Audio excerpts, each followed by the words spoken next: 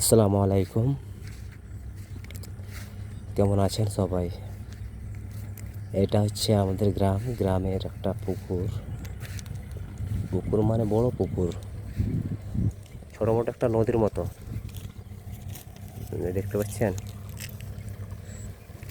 ওই পাশে একটা ঘর আছে। ঘরটাতে মানে পুকুরটা দেখাশোনার জন্য একটা লোক থাকে। আর এটা হচ্ছে পুকুরের সাইডের মতো গরু বাঁধে, মানুষ ঘাস খাচ্ছে, ঘাস হয়ে আছে অনেক ঘাস। আর এটা হচ্ছে আমাদের গ্রাম। আর এটা হচ্ছে মাঠের মধ্যে ধান কাটা হয়ে গেছে।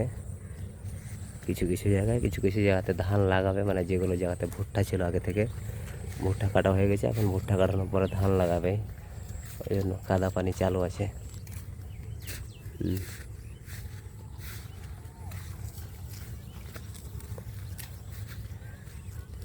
সূর্যটা এখনো ডুবেনি, ডুববে একটু পরে, ডুবে যাবে।